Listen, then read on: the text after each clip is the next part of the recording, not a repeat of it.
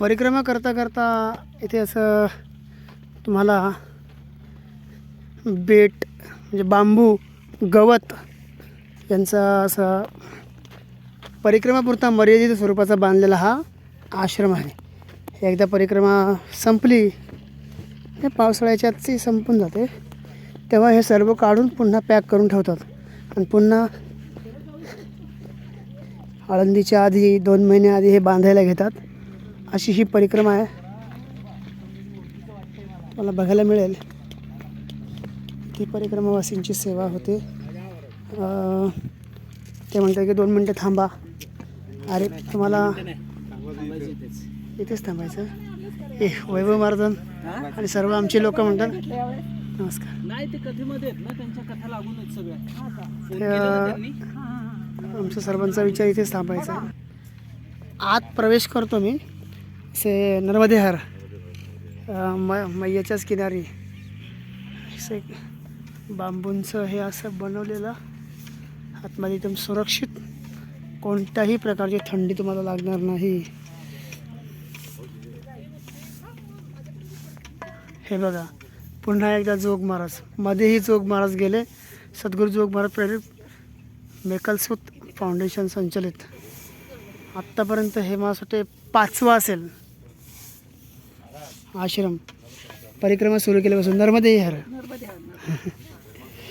जोग महाराजांच्या संस्था किंवा सेवाधारी आश्रम खूप आहेत। यांचा हा साठा आहे अन्नधान्याचा। ही पर्णकुटी आहे हे बघा।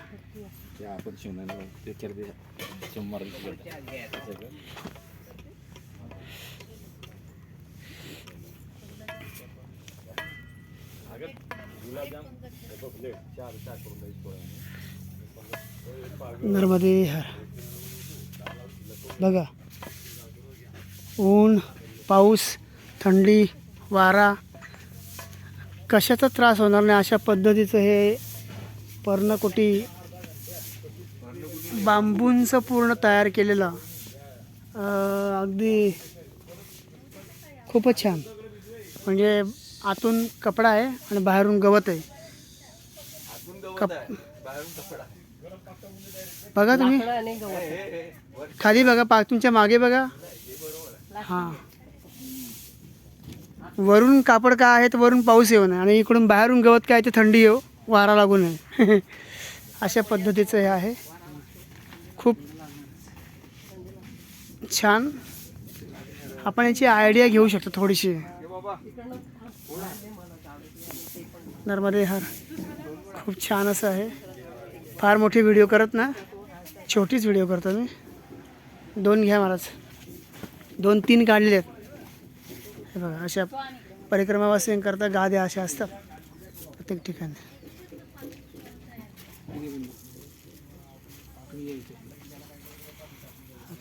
पण असं आहे ना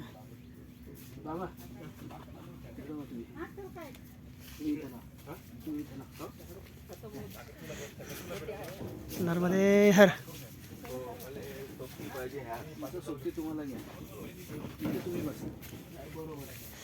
आता कसं परफेक्ट एकदम।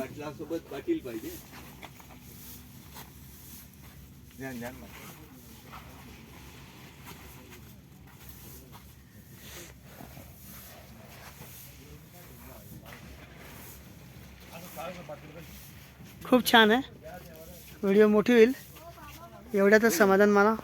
धन्यवाद। नर्मदेहर।